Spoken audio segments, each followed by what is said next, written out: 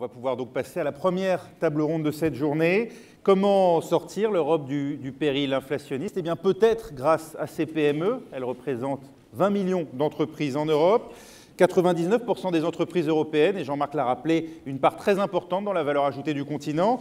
C'est dire l'enjeu pour la croissance, raison pour laquelle nous avons choisi d'intituler cette première table ronde « L'économie européenne sauvée par ces PME » avec un point d'interrogation, et c'est d'importance. J'invite auprès de moi pour y répondre Isabelle Job-Bazille, directeur des études économiques au Crédit Agricole. Nicolas Dufour, directeur général de BPI France, la banque publique d'investissement. Également Aurelio Regina, président de Manufatture Sigaro Toscano. Bonjour. Et enfin Nathalie Kestener, directrice chez Restagraph, directrice de Restagraph Med, c'est à Tanger, au Maroc. Voilà, alors parmi les intervenants de cette table ronde, un pays n'est pas représenté, et pourtant, Dieu sait s'il a subi lui-même les conséquences de la crise, c'est l'Espagne. Alors, justement, pour essayer de pallier à ce manque, nous avons compilé un certain nombre de témoignages de chefs d'entreprise, de PME espagnoles qui nous livrent leurs réflexions et leur expérience face à la crise. Tout cela dans une courte vidéo que je vous propose de regarder à présent.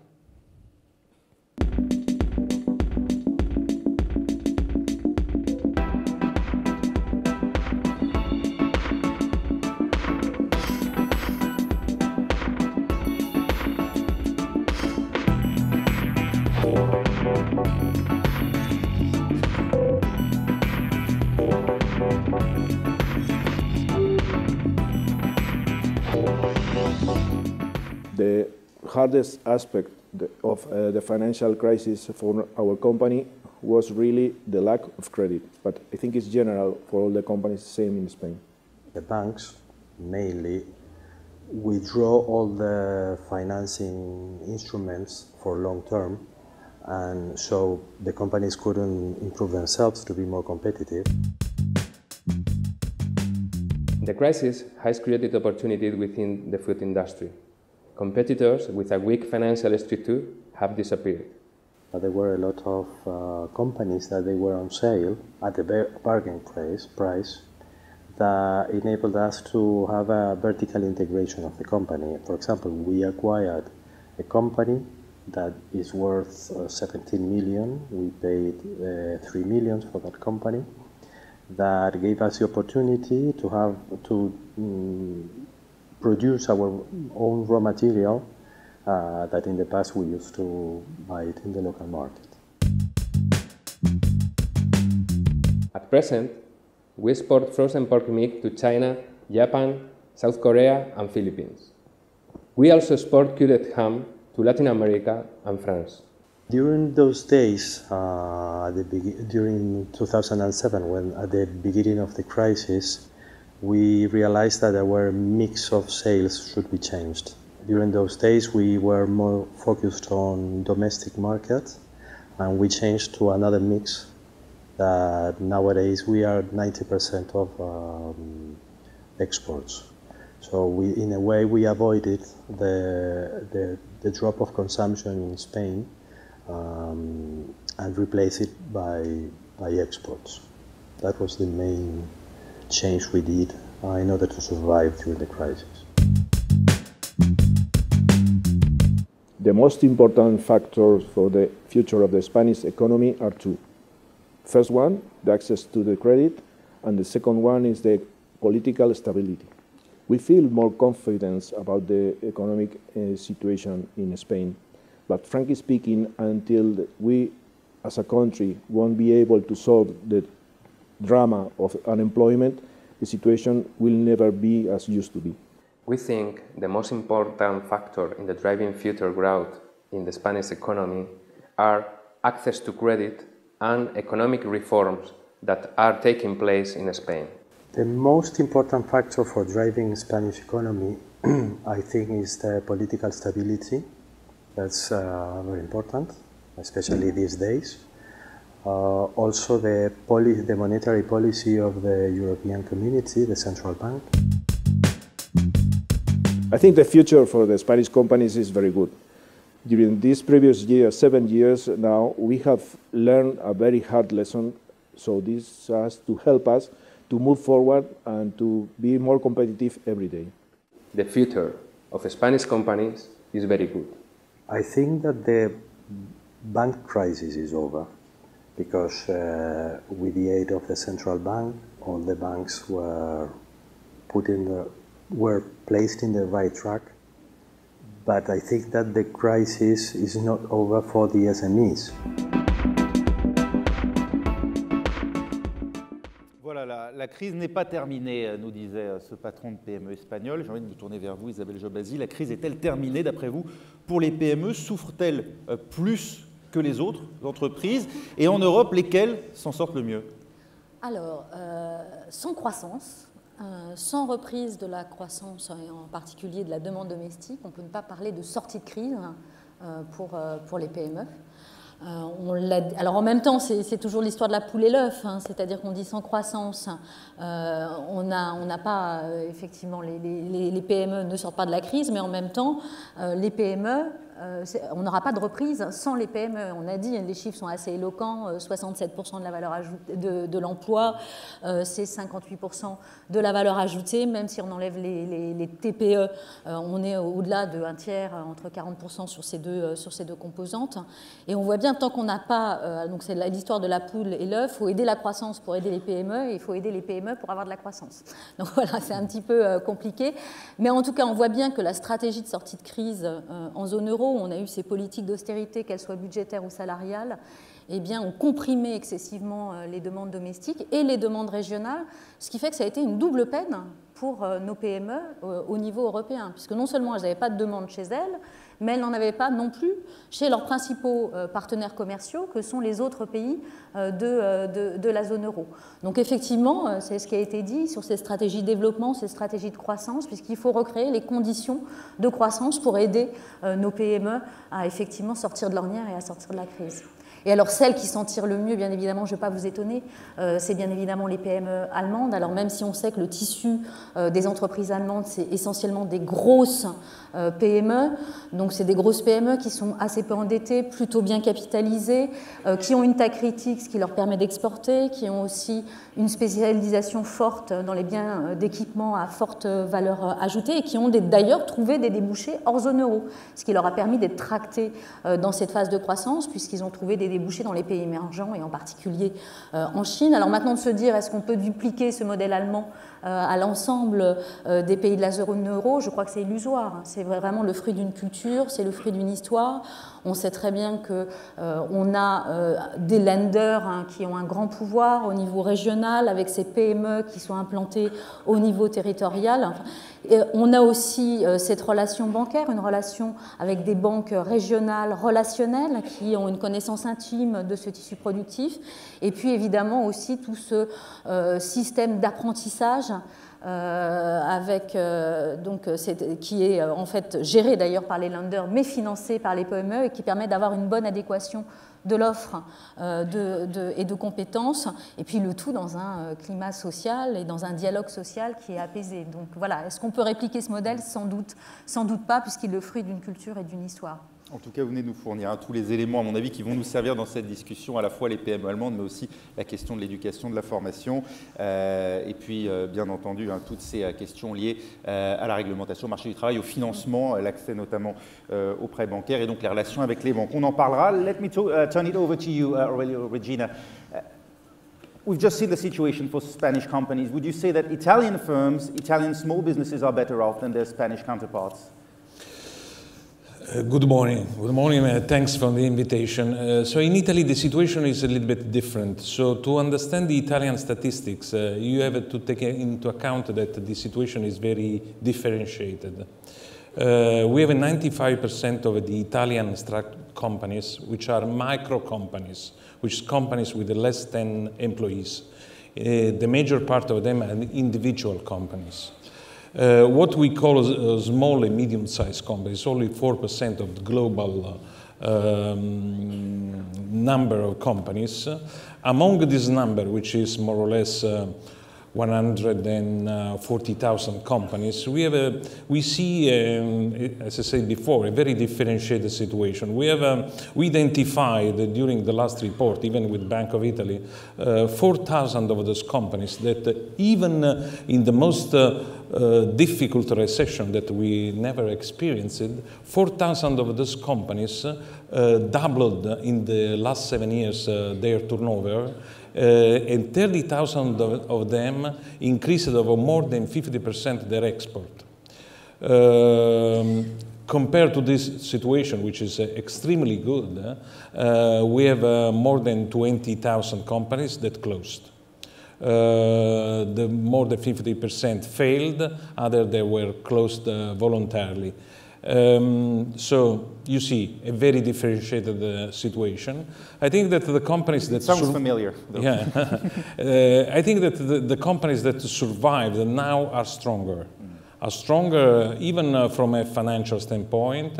More of them, some of them are in a difficult situation. The last report of Served in Italy identified that in 2015, if nothing changed in terms of growth, we will have another 20,000 companies which risk to fail, with a risk of more than 70 billion euro under risk. So it's a complicated situation. We see some lights. Paradoxically, as an entrepreneur said before, the companies that are full of opportunities, of course, after the crisis, and the companies that come out are stronger. I can bring my personal situation of my company to the table. So I am a company that come over the recession without any problem. I doubled the turnover in 8 years. We are present in 41 countries. I have all the banks out of the door that are ready to finance, so no problem with liquidity. So when you are innovative, when you are strong, you have a capital, and you well identify the market where you can be present and be competitive, I think that you have a great future. And also for Italian companies, from those that we will choose that way, there will be a great future. Thank you. En France, Nicolas Dufour, trouvez-vous que la situation financière des PME elle se dégrade et quels secteurs aujourd'hui vous semblent les plus fragiles?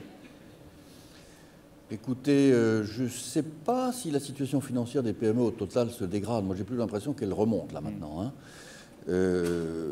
On est en sortie de crise, c'est une sortie de crise qui est faiblarde, on est bien d'accord.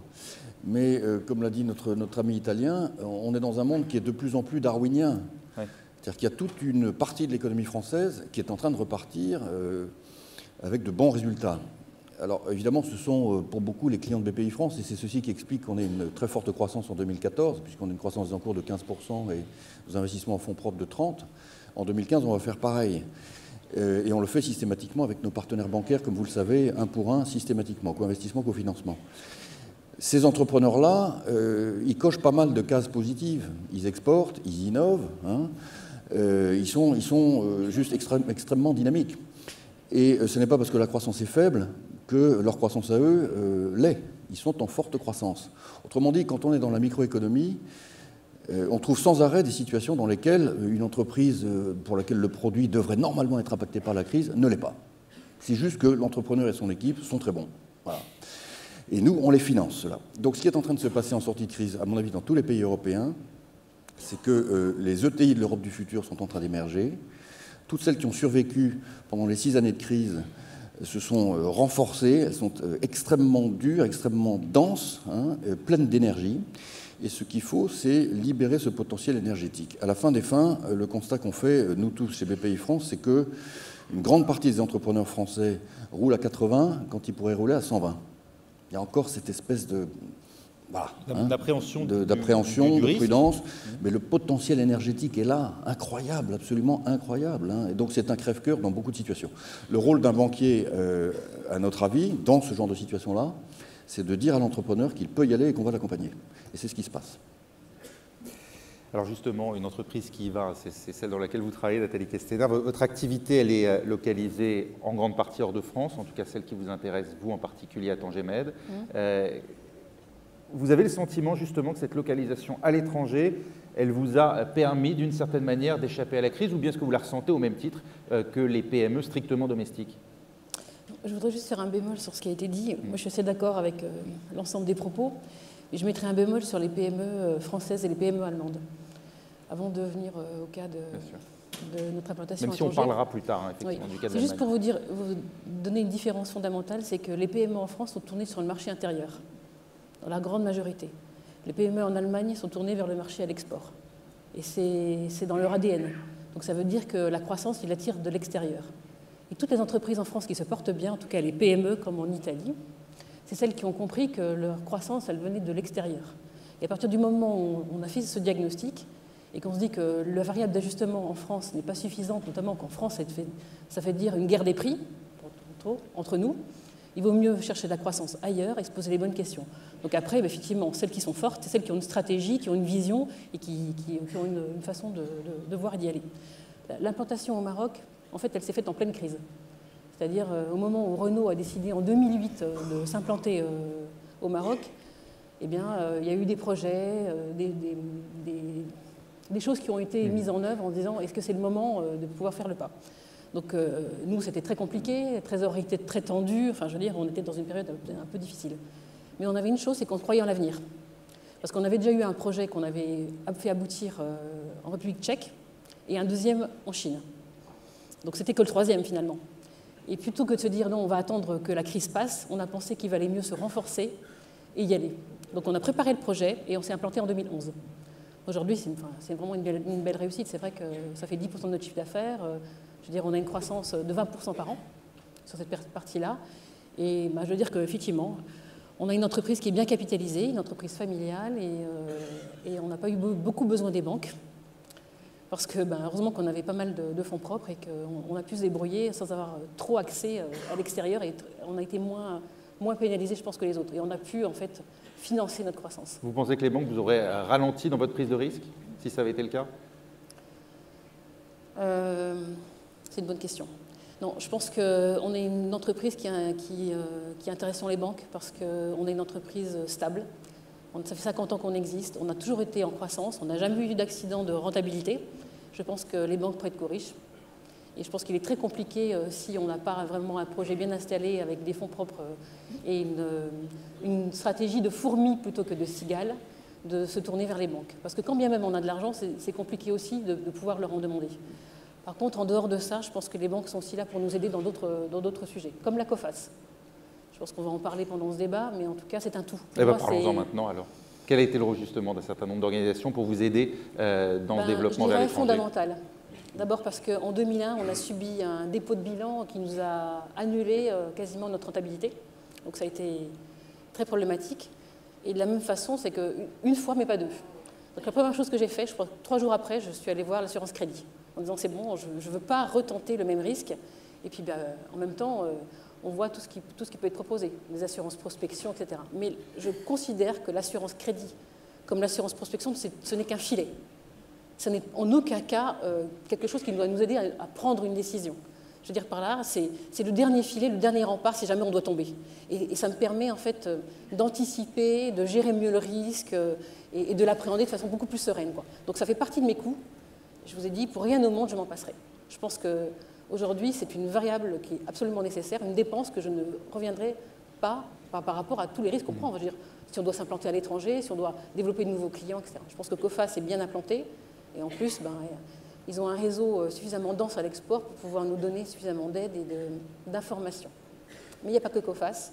Et le dernier point que je voulais vraiment mettre en avant, c'est qu'on a beaucoup parlé de la façon dont on traite les sujets en France et de la façon dont on les traite en Allemagne. Moi, je pense qu'il y a une chose qui est hyper importante, c'est qu'on est trop dans l'idéologie. Le MEDEF contre la CGT, ça ne peut rien donner. Je veux dire, par contre, en Allemagne, ce qu'on voit et ce qui fonctionne et ce qu'on pourrait dupliquer, je suis d'accord avec vous en disant que le gap, il est très important, mais moi, je suis d'origine allemande, donc je pense que j'ai un petit sujet sur la question, enfin une petite idée sur la question, c'est qu'en fait, on négocie par branche. On a des fédérations professionnelles aujourd'hui, et celle qui m'a beaucoup aidée, c'est la FIM, la Fédération des industries mécaniques. On est adhérente de cette fédération professionnelle, où on a 29 métiers, on a des PME et on s'entraide. Je trouve dommage aujourd'hui que finalement on discute entre le MEDEF et la CGT et qu'on oublie qu'il y a des branches sur des sujets techniques. On pourrait s'entendre sur un dénominateur commun. Les délais de paiement, on va l'aborder tout à l'heure, eh bien, tout simplement, on parle de l'Europe, le commissaire nous a parlé de l'Europe de façon très didactique, avec beaucoup d'informations générales. Simplement, une harmonisation des délais de paiement en Europe, rien que ça nous aiderait. Parce qu'entre les entreprises qui vont s'implanter en Italie ou qui vont ailleurs pour avoir des délais de paiement différents, c'est insupportable. C'est sans arrêt la course à l'échalote. On a les mêmes délais de paiement pour tout le monde, on a au moins même la transmission des entreprises, la fiscalité de transmission des entreprises. Est-ce qu'il n'y a pas des sujets, des dénominateurs communs sans avoir des plans énormes, des sujets de dénominateurs communs sur lesquels on pourrait s'entendre? Les droits, les contrats, des choses comme ça. On sait qu'on a besoin d'avoir affaire à des tonnes de juristes différents pour connaître le droit des contrats. En Allemagne, en Italie, quand il faut exporter, on a besoin d'avoir des contrats. Le nombre d'intermédiaires qu'il faut avoir pour pouvoir avoir accès à l'information, c'est incroyable. Donc, ça ralentit et en même temps, ça empêche, parce que beaucoup d'entreprises, elles sont frileuses par rapport à ça, c'est trop compliqué. C'est trop compliqué. C'est trop compliqué, vous qui avez l'habitude justement d'avoir affaire à des PME. Oui. Mais... Je voudrais juste revenir sur ce qu'a dit Madame sur l'histoire de l'Allemagne avec la France. Effectivement, vous avez entièrement raison. Hein. Ce sont des entreprises avec une taille critique qui exportent, qui sont bien positionnées aussi bien géographiquement qu'en termes de produits. Mais à cet égard, il faut regarder quand même ce qui se passe aujourd'hui. Où est la croissance dans le monde développé? Royaume-Uni, États-Unis. D'où vient la croissance dans ces pays? Vous croyez qu'ils ont rééquilibré leur modèle de croissance, qu'on a plus d'investissements et plus d'exportations dans ces pays? Non, c'est la consommation qui a fait le cœur de la croissance et de la reprise dans ces pays.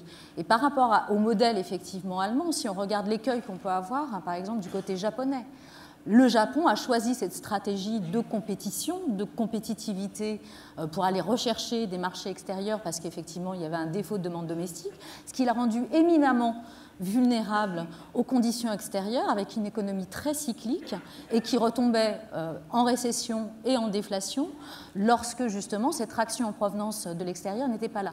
Donc c'est trouver le bon équilibre, c'est pas dire tout à l'export et délaisser son marché intérieur. Il faut trouver un bon équilibre entre le marché intérieur et effectivement les marchés à l'exportation, sachant qu'effectivement, comme vous le dites, le fait même de gagner en compétitivité permet aussi d'éviter d'importer et effectivement d'avoir des structures productives à l'intérieur du pays qui permettent de fournir la demande domestique.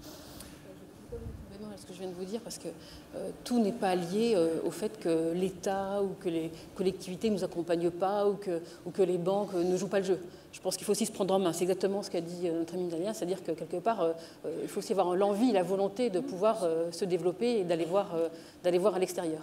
Et là, pour le coup, je pense que ce n'est pas trop dans notre ADN non plus. Parce qu'on est très individualiste en France et on ne sait pas jouer le collectif. Et ça, je suis d'accord avec vous, c'est culturel. Ça s'apprend à l'école. Je pense qu'en Italie et en Espagne, il y a beaucoup plus d'entreprises qui jouent le côté collectif. Nous, c'est très compliqué. Quand il a fallu convaincre des partenaires pour aller au Maroc, j'ai mis 3 ans, quoi. Mais heureusement que je m'y suis pris très tôt, parce que je pense qu'on aurait raté le démarrage. Mais l'Italie et l'Espagne, je pense qu'il y a un désir, une façon de faire de façon collective qui est beaucoup plus importante. Alors, dans les grands événements, on arrive à s'y retrouver. On a vécu il y a 15 jours un super drame, et là, on a joué collectif. Ou quand on gagne la Coupe du Monde, alors là, on est aussi dans l'euphorie. Mais je pense qu'il y a aussi des moments où on saurait faire ensemble. Alors, on ne sait pas de le faire de façon culturelle parce que c'est très compliqué pour nous, mais si on sait démontrer qu'on arrive à être leader, qu'on arrive à développer des choses, on va rebondir tout à l'heure sur la loi Hamon. C'est super d'avoir fait cette loi et d'avoir voulu renforcer les choses, mais franchement, ça ne sert à rien.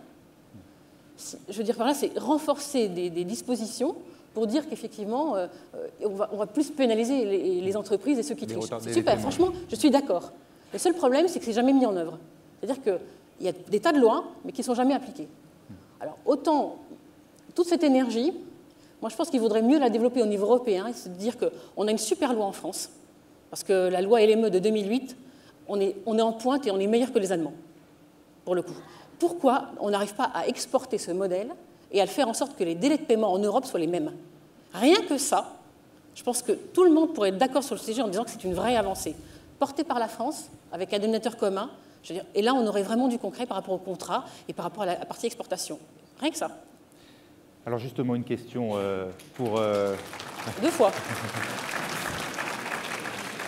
Aurelio Regina, small businesses in northern Italy are often given as an example of companies that can work together and can develop a real strength in exporting their products. How do you explain this, and how do you react to what Nathalie Castaner has just said about the need for a global, pan-European level of common laws in terms of payment delays, for instance?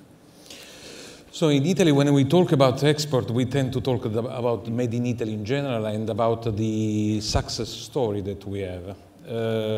Unfortunately, in this specific aspect, so Italy did very well, but the others did better. If you look to especially regarding the small, medium-sized companies, because again, we have in front of our mind the big companies and the big well-known companies that are known for the style, for the beauty of their brands. But it's not the same especially for this medium and medium size. If you look to the data, Germany, even Spain and France did better than Italy in terms of small companies. If you look to the incidents, even in these years, Germany had an increase in terms of relationship with GNP of more than 80%. France did over 4%, and Italy was negative on this respect. Usually, the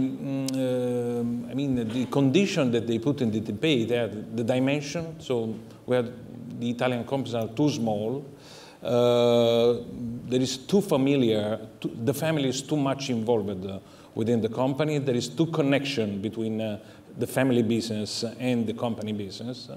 Sometimes another argument that put on the table is the managerial structure of this company, which is not ready to face with the competition, the global economy, which is partially true.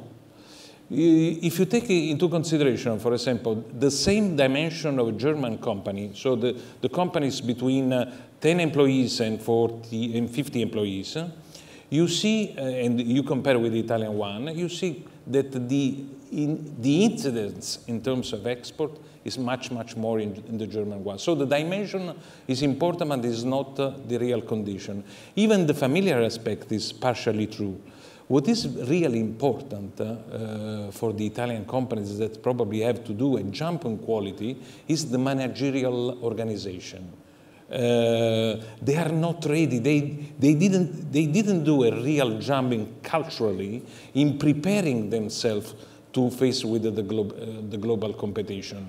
And on this aspect, the export, which is only one part of the growth of the company, because we have not to forget about the internal consumption, the investment, which are still important. It still accounts for the 2/3 of our GNP, at least in Italy. We have to take into consideration that export can give to the Italian companies the boost to make the necessary changes to grow, the boost to change their organization, to put the managers that are ready to help them in growing. So that's a real challenge that in which we have to work. About Europe, I want to say just because sometime in the public debate there is, we tend probably in a demagogic way to push Europe to do everything, or to force Europe to find all the solution for our economy.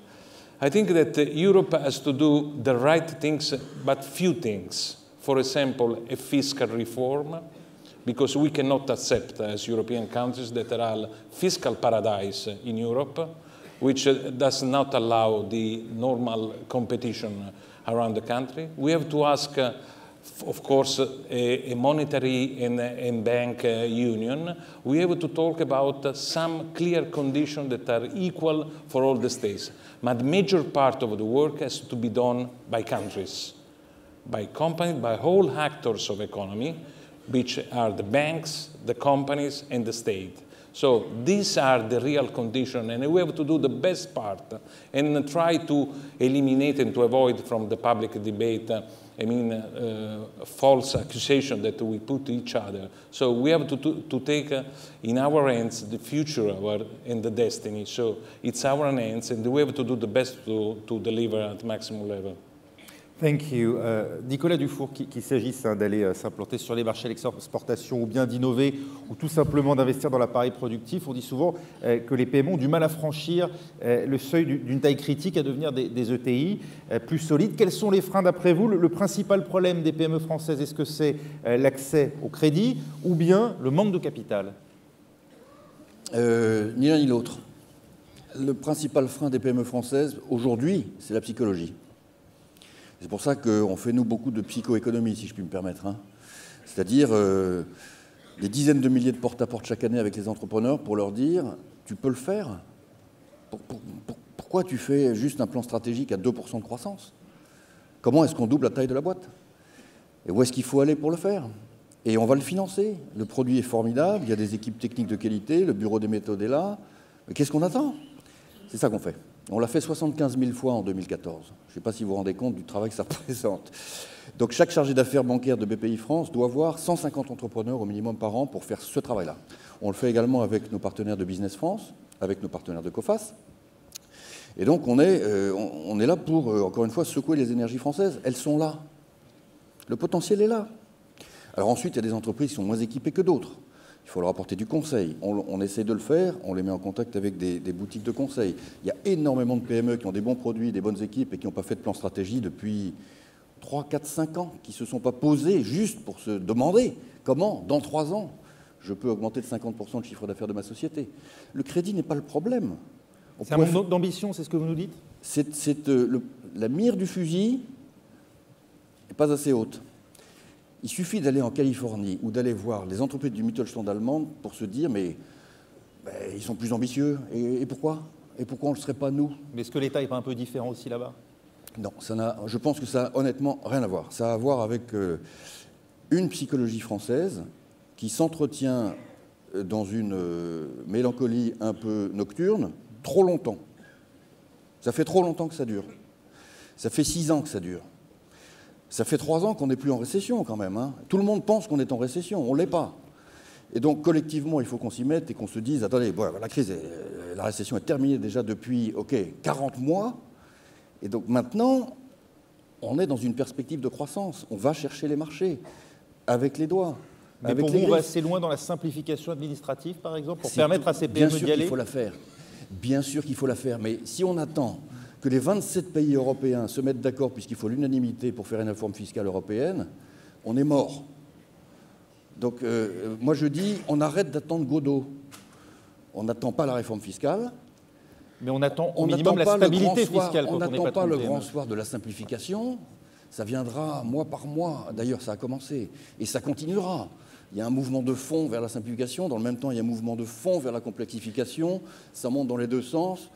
Bon, où est-ce que ça nous emmènera? Nul ne sait. Il faut se souvenir de ce que c'était que de faire du business en France dans une PME dans les années 70. C'était pas simple. Non plus. Ça n'a jamais été simple. Ça sera jamais simple. Oui. Ça ne sera jamais simple. Et donc, mais en revanche, les potentialités de développement économique dans le monde entier sont considérables. Il n'y a aucune raison que l'Allemagne croisse. Alors, j'allais dire la Grande-Bretagne, parce que l'Allemagne, sa croissance repart un petit peu, mais que la Grande-Bretagne, à 2 heures de train de Paris, croisse, n'est-ce pas, de pratiquement 3%, et pas nous. Par parenthèse, il n'y a aucune raison qu'à 3 heures de train de Paris, il y ait 6% de taux de chômage en Grande-Bretagne, et 10 ici. Pareil pour le Danemark, 4 heures de train de Paris. Donc, encore une fois, si vous voulez faire du business, vous pouvez. Venez voir BPI France, BNP Paribas, Société Générale, Crédit Agricole, BPCE, on vous donnera du crédit. Si vous voulez des fonds propres, on vous les donne. Quantité d'ETI françaises refusent d'ouvrir leur capital. 20% du chiffre d'affaires des ETI françaises se fait à l'export seulement. C'est 70% en Allemagne. Il y a un problème psychologique.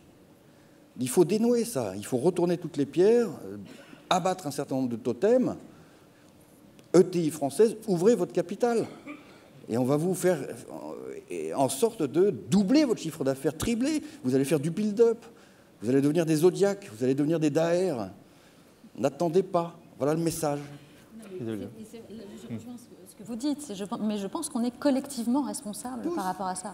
Parce qu'on voit bien le discours ambiant. C'est rien ne va en France. On s'auto-flagelle en disant, alors que si on regarde la situation... La boîte à outils est pleine. Oui, la situation française par rapport à ses pairs européens, alors hormis l'Allemagne, effectivement, qui a surperformé la France, mais finalement... On n'a pas connu des récessions aussi sévères qu'on a pu connaître en Italie, qu'on a pu connaître en Espagne. On a retrouvé notre niveau de richesse par tête assez rapidement. Donc on est plutôt dans une situation, en termes relatifs, qui a été meilleure qu'un certain nombre de pays. Et pour autant, on est sans cesse dans l'idée que ça va mal, que c'est le déclin, on est dans le déclinisme, on relaie ce type de message. Et ça crée des peurs. Et effectivement, on sait qu'on a quand même subi un certain nombre de chocs. Donc effectivement, pour les entreprises, on a l'impression qu'on a une corde. Cette corde, on la tire, on l'a fragilisée au fur et à mesure par ces différents chocs. Et je pense qu'il y a des peurs qui se créent de se dire, ben oui, mais si ça ne repart pas demain, alors qu'elles sont généralement acteurs, enfin, ces entreprises vont être les acteurs de cette croissance et de ce changement, mais elles attendent en se disant pourvu que ça reparte, alors que c'est finalement par les PME aussi qu'on aura cette reprise. Peut-être je peux donner une information dont j'ai pris conscience la semaine dernière en passant toute la semaine en Allemagne. Je suis allé voir mes pairs, et surtout des entrepreneurs, et surtout quelques fonds de capital risque en Allemagne. Je voulais comprendre comment ça fonctionnait pour tout le monde de la tech. Biotech, Internet, MedTech, transition énergétique, bon, les grands secteurs d'avenir. En Allemagne, vous avez moins d'une demi-douzaine de fonds de capital risque réellement actifs et solides. En France, vous en avez 100. Et donc, je pensais être dans un voyage classique où on revient désespéré parce qu'on est en retard sur tout. Et je n'ai eu pendant les 5 jours que des Allemands nous disant la Californie du financement de l'innovation, c'est la France. Au point qu'ils nous ont demandé à nous, BPI France, de mettre des capitaux chez eux. Non, mais il faut se rendre compte. Donc, il faut le savoir, ça. Et pourquoi c'est ça? Parce que depuis 25 ans, les efforts ont été constants de financement de l'innovation, avec le crédit impôt recherche, la stratégie fonds de fonds de la Caisse des dépôts et consignations, les investissements de l'État, l'ANVA, etc. Et à aucun moment, il n'a été désarmé. Après l'explosion de la bulle en 2000, on a continué, alors que la quasi-totalité des pays européens, sauf la Grande-Bretagne, ont désarmé brutalement.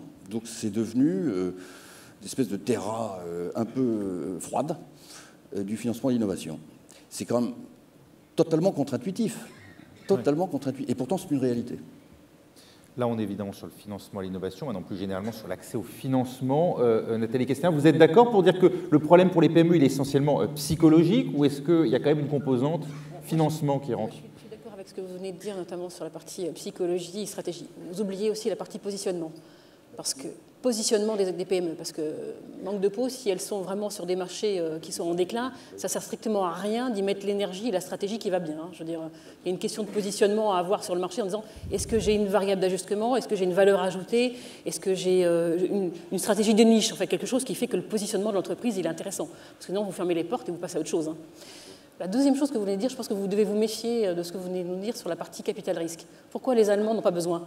Parce qu'ils ont des PME riches et qu'ils s'autofinancent. Je veux dire, il y a quelque chose qui est antinomique, c'est industrie et capital risque. L'industrie, elle doit avoir une vision de long terme. Et aujourd'hui, on a redécouvert l'industrie en France. Tant mieux, parce que ça permet de dire que finalement, l'industrie, ça crée toutes sortes de services autour qui permettent au pays de se développer et à créer de l'emploi. On a découvert que l'industrie, finalement, c'est une richesse et qu'on voulait s'orienter. L'Allemagne est très forte en termes d'industrie, mais parce que les entreprises et les PME allemandes, ce sont des entreprises familiales qui ont capitalisé pendant des années, qui ont épargné, qui ont investi, qui ont innové. Ils ont une énorme longueur d'avance et elles sont beaucoup plus grosses parce que sans arrêt, l'investissement a été réintroduit. On va parler de fiscalité tout à l'heure. Pourquoi la fiscalité, elle semble... Vous avez parlé de psychologie. Et la psychologie, c'est aussi lié à la fiscalité. Pas de visibilité, la variation d'ajustement. En fait, on nous dit maintenant la fiscalité va être stable, ok ? Mais alors, qu'est-ce qu'on va nous inventer comme impôt? On va nous le mettre dans les salariés, après on va nous le mettre dans le bâtiment. Enfin, je veux dire, on sait qu'à un moment donné, ça va ressurgir. Le fait d'avoir pas de vision sur cette partie fiscale, c'est très angoissant. Donc, effectivement, peut-être vous nous dites qu'il va y avoir une vision relativement stable, ça va générer un certain nombre de choses. Mais si on n'a pas cette vision stable, et si on n'a pas l'assurance qu'on ne va pas nous recréer des impôts un peu partout, on n'aura pas envie d'investir. Et on n'aura pas envie d'aller plus loin. Donc ça veut dire que qu'est-ce qu'on va faire? Eh ben, on va s'implanter dans d'autres pays. Je suis allée au Maroc il y a quelques mois, j'y vais assez régulièrement. Et j'ai passé une semaine avec... Il y avait notamment un colloque avec le ministre de l'économie, le ministre des Finances. Ils ont signé des milliards d'euros de dirhams, donc de dirhams qui étaient plutôt des d'euros d'investissement, 56 500 créations d'emplois. 56 500 créations d'emplois. Je veux dire, on rentre en France après, ça donne le vertige. Hein. Et des sociétés japonaises, françaises, etc. Pourquoi? Le pays est en croissance, en plein boom, il y a un cadre qui est propice à ça, et puis l'envie d'investir. Parce que, effectivement, le reste du monde est, somme toute, pas si stable que ça. Là, il y a une sorte de stabilité. Et là où je vous rejoins, c'est que la psychologie et la stratégie, c'est super important. C'est vraiment ça qui détermine tout. Et ce que vous faites en disant le porte-à-porte, aller convaincre les entrepreneurs, ça, j'y crois. Parce que je pense qu'il faut savoir donner pour savoir recevoir. Et ça, c'est valable à tous les échelons. Et quand vous parlez de le fait qu'on est collectivement responsable, oui, alors on peut se flageller, se dire qu'effectivement, les médias, les machins, tout le monde est responsable.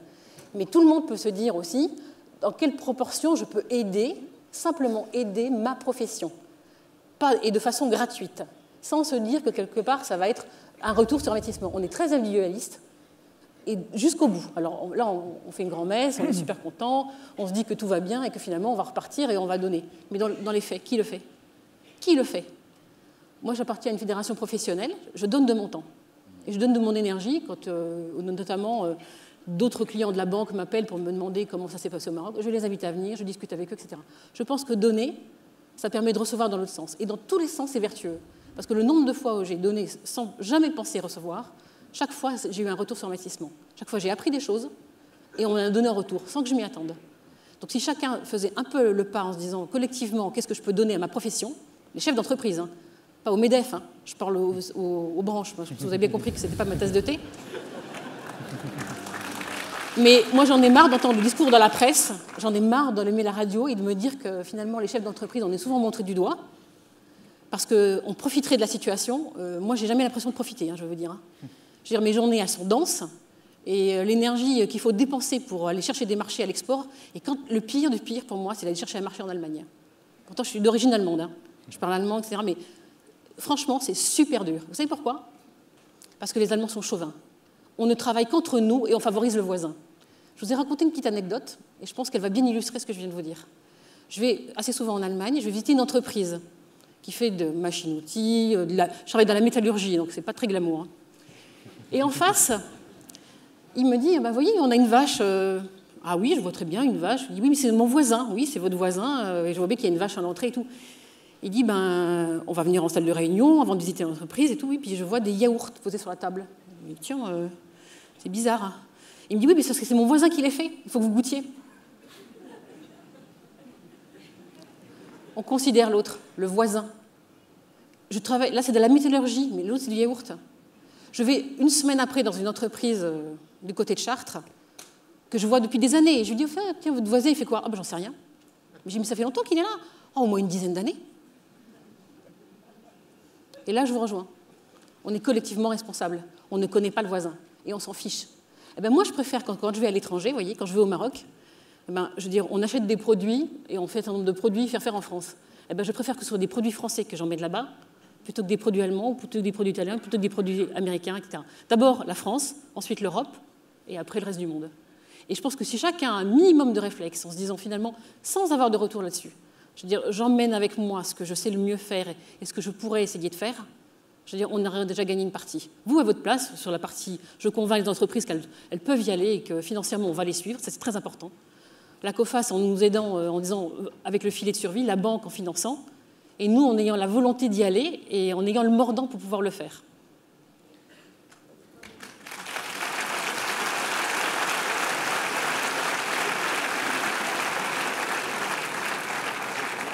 Alors justement, on reçoit des questions de la salle. Je voulais vous en soumettre une, d'ailleurs, qui veut y répondre. Hein. Est-ce que les PME ne manquent pas de visibilité pour se lancer? Ce qui rejoint un petit peu ce que vous évoquiez au début de votre réponse. Sur la fiscalité et plus généralement l'environnement juridique, n'est-ce pas la raison de la frilosité, entre guillemets, des entreprises confrontées à des changements trop fréquents de régulation et de réglementation? Je crois que vous y avez répondu. En termes d'instabilité fiscale, oui. On a eu effectivement dans le cas de la France, et j'imagine dans d'autres pays, on a eu effectivement cette instabilité fiscale qui a empêché de l'avoir de la visibilité et qui a empêché les entreprises de se projeter, notamment pour investir, pour innover, etc. Donc bien évidemment, c'est un élément qui... Bien entendu, mais par conséquent, je pense qu'il faut entendre ce qui a été dit depuis quelque temps, c'est-à-dire la sanctuarisation du crédit impôt-recherche, envers et contre tout, la sanctuarisation de la trajectoire de baisse des charges sociales, quand même, qui est un phénomène absolument fondamental, la stabilité de la fiscalisation de la fiscalité des entreprises, la stabilité désormais du schéma de taxation sur les plus-values de cession. Tout ça crée quand même maintenant des éléments de visibilité. Je suis d'accord qu'à l'été 2012, on n'en était pas là. Mais maintenant, on est au printemps 2015. Donc il y a beaucoup de choses qui ont été faites et qui donnent quand même quelques axes significatifs. Et il y a beaucoup de règles qui ont changé entre-temps. Comment ? Il y a beaucoup de règles et d'impôts qui ont changé entre-temps aussi pour les entreprises, entre 2012 et aujourd'hui. Je vais peut-être, si vous permettez, de revenir aussi sur ce qu'a dit Madame, sur cette idée qu'en France, on redécouvre l'industrie. Ce qui est vrai. En même temps, il faut se rappeler de la situation il y a 10 ans. Il y a 10 ans, l'Allemagne était l'homme malade de la zone euro. Tout le monde disait que c'était une vieille nation industrielle. On la comparait effectivement au Japon. On disait qu'on était dans le déclin. Et on nous disait, maintenant, le modèle, c'est les services, c'est l'économie du savoir, etc. Donc, le fait est, on était aussi collectivement encore responsable du discours consensuel. C'était l'entreprise sans usine. C'était l'entreprise sans usine. Une grande entreprise française qui tenait à l'époque ce discours-là. Et maintenant, vous avez raison, l'industrie, oui. Mais c'est pas simplement le produit, puisqu'en fait, attaché au produit, vous avez toute une économie de services, et il y a tout le service attaché au produit. Et donc c'est vraiment important, c'est de se dire, oui, il y a un produit. Que font les Allemands sur la plupart des grandes, la valeur ajoutée, le milieu que je connais bien, c'est le milieu de l'automobile, ce sont des leaders dans le monde. En Allemagne, on garde les centres de recherche et de valeur ajoutée en Allemagne. Et quand on investit, je veux dire, le nombre d'emplois en Allemagne dans l'automobile n'a pas régressé avec la crise, il a cru. Donc ça veut dire que quelque part, mais pas dans de l'investissement d'usine. Les Allemands ont délocalisé vers l'Europe de l'Est aussi, comme tout le monde. Simplement, ils ont créé la valeur ajoutée et les conditions de travail. C'est-à-dire que moi, je suis d'accord d'avoir du savoir-faire et de la confiance en France, en disant on garde les ingénieurs et on les garde en France. Bien sûr. Ce n'est pas la voie qui est en train d'être prise. Moi, ce que je vois, c'est que les centres de développement et les centres techniques sont exportés en même temps que le reste. Donc si on crée aussi peut-être les valeurs et l'appui de se dire qu'on peut garder cet emploi-là en France. On va en venir, je pense, à parler de l'apprentissage. Si on a le temps. Si on a le temps. Alors, juste, je vais bien en parler parce que je pense que c'est super important. Une petite mesure très simple. On a créé des nouveaux emplois aidés dans le secteur public. Je vous regarde, mais en même temps, je veux dire, je pense que vous ne votez pas la partie publique. Mais le secteur public, en fait, on sait très bien qu'il n'a pas créé de valeur ajoutée. Pourquoi ne pas avoir utilisé cet argent pour obliger les entreprises à faire de l'apprentissage ? L'apprentissage est obligatoire en Allemagne, ils s'en portent pas mal. Je veux dire, et quelque part, l'État servirait, enfin, les crédits qui ont été utilisés pour la partie publique serviraient à financer ce déploiement dans les entreprises privées. Moi, aujourd'hui, je suis confrontée à ne pas trouver en recrutement les personnes dont j'ai besoin. J'ai des postes ouverts depuis des mois, je ne trouve pas. C'est comme un comble, et je veux des jeunes. Donc si je ne passe pas par l'apprentissage, je ne peux avoir personne pour s'occuper de mes marchés à l'export. Parce qu'il y a peu de monde qui sont formés sur le marché, et que la plupart du temps, on n'a pas assez d'apprentis. Alors là, j'en ai recruté une palanquée, parce que je me dis, au moins, je vais essayer de les garder, les former et faire en sorte qu'ils restent. Et l'Allemagne, la différence, c'est 1,5 million, je crois, toutes les entreprises, il y en a partout. Et c'est 400 000 en France. Donc on voit bien qu'on a un écart et qu'il y a la possibilité, effectivement, de mettre en meilleure adéquation. En plus, on a un problème de chômage des jeunes. En France, on a un problème de compétences. And youth unemployment is also a big issue in Italy. Do you have the same problem in terms of training? I was wondering about the physical reaction of an Italian entrepreneur if you see that the credit crunch is a problem psychologique. So I can never imagine the reaction of what could be. But we can talk also about unemployment, so which remains a little bit. But about the credit in general. In Italy, increased a lot the percentage of companies that thinks that the credit crunch is the main problem. It increased the problem more than other countries. I saw the last report of the European Commission that say that in Italy, the 20% of the company, the small, medium-sized company, thinks that the credit crunch is the problem. But in the usual debate between banks and companies, I put myself in the middle, because I believe that banks I usually say to my colleagues, I say, you are ready to sell a product to somebody who probably or certainly will not pay the product. And so that's the answer. You have two ways, or to take an insurance with COFAS, but it's not the right answer, or to not sell the product. If you don't sell the product, it's in the same situation for a bank to give you money. So if we open the debate and look to the global situation that we have with the Basilea requirements and say, we have to change dramatically the market to finance the companies. We have to open a new way for mini bond. We have to open a new way for the private capitals to join the small, medium-sized companies. Among the many contradictions that we have in Italy, we have a private savings, which is 3 times the GNP. So a lot of savings. And even during these years, we increased a lot the private savings.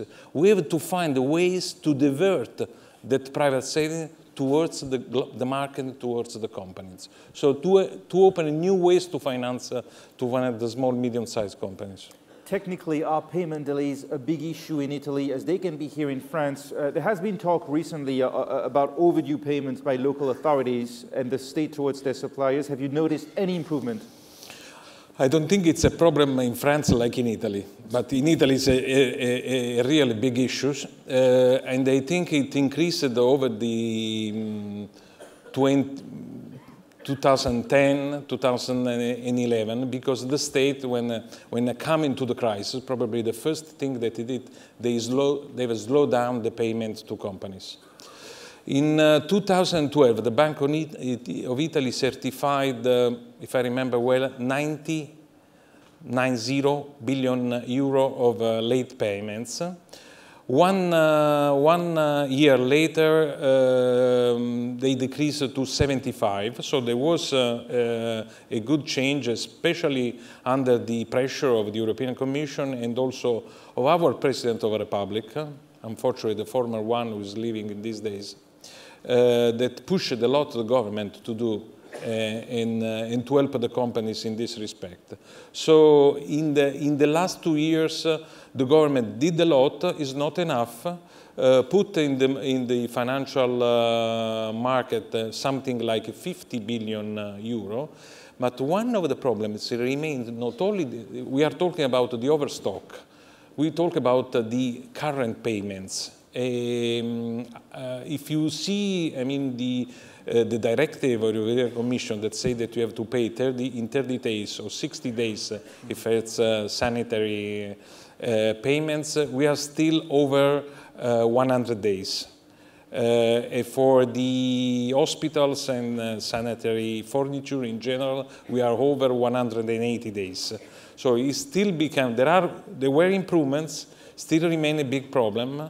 And if we calculated, if the state was on time or respected the European Directive on Revenue, we would have 0.5% more of GNP. So it's a big increase. And I think the attention of the government should be strong in the future in this respect. Ça m'amène justement à l'innovation, la première innovation dans ce colloque COFAS cette année, c'est ce live voting. Nous allons vous demander maintenant de répondre à une question et puis on va voir en temps réel quelles sont les réactions de la salle. Après tout ce qu'on a dit jusqu'à présent depuis le début de cette table ronde, la question que nous vous posons aujourd'hui, c'est de savoir quel est le principal problème des PME en Europe, d'après vous. Alors je vous invite à vous rendre sur le menu de la tablette et à cliquer sur le bouton live voting pour pouvoir y répondre. Réponse A, la fiscalité lourde. Réponse B, la demande faible. Réponse C, l'accès au financement difficile. Réponse D, les délais de paiement trop longs. Vous avez 30 secondes pour voter. Voilà, c'est à vous.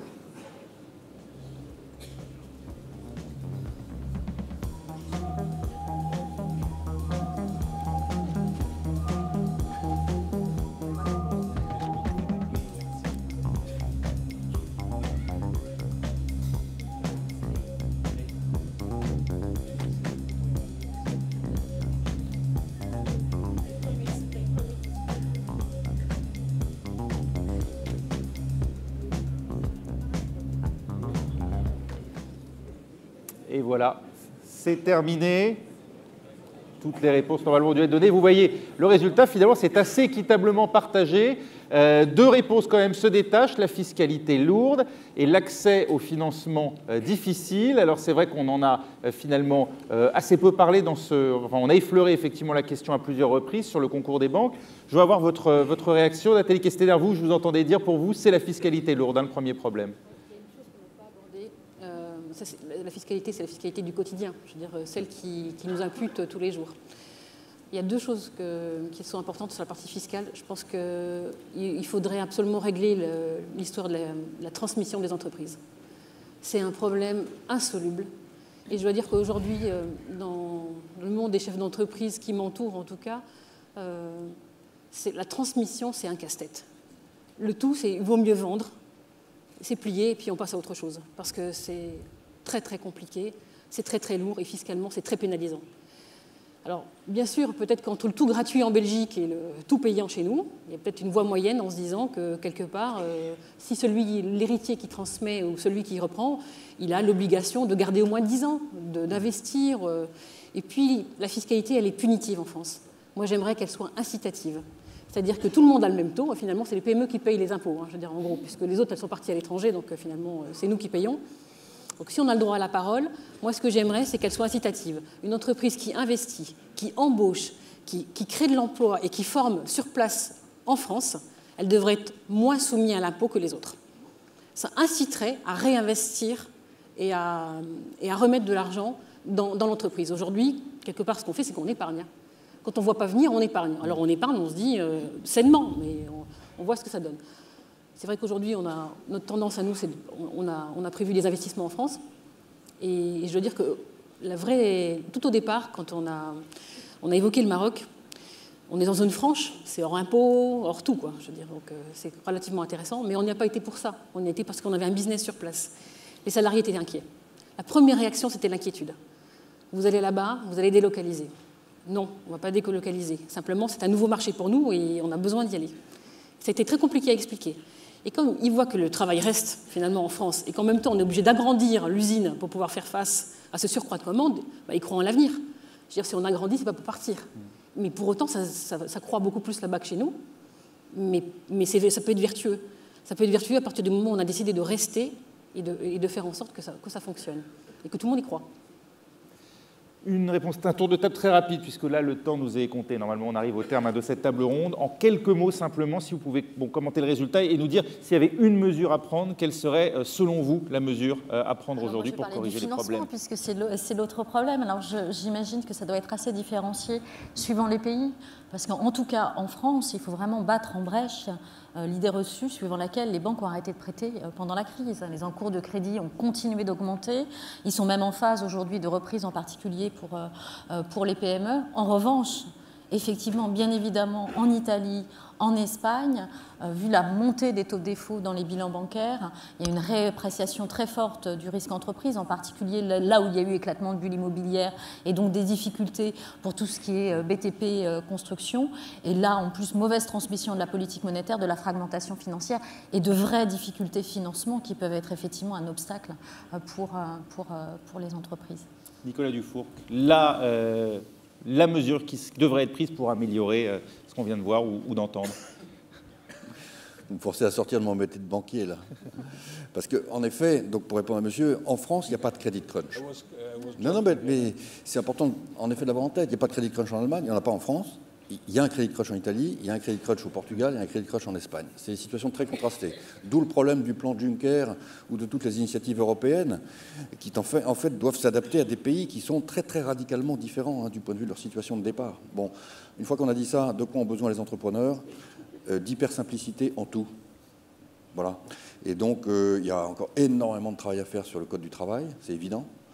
Il y a un travail managérial à faire dans les grandes administrations, les bureaux, pour qu'elles produisent un tout petit peu moins de normes en flux continu. Parce qu'il faut voir ce que c'est que la pluie de normes qui tombe sur l'entrepreneuriat français jour après jour. C'est juste incroyable. Alors, il ne faut pas croire qu'à l'étranger, l'herbe est plus verte. Les normes tombent en Allemagne, elles tombent en Hollande, avec un débit également assez considérable. Tous les entrepreneurs se plaignent en Europe. Donc, il y a un sujet normatif qui est quand même important. Et alors, à la différence de la fiscalité, on est là sur beaucoup de normes qui ne sont pas votées à l'unanimité.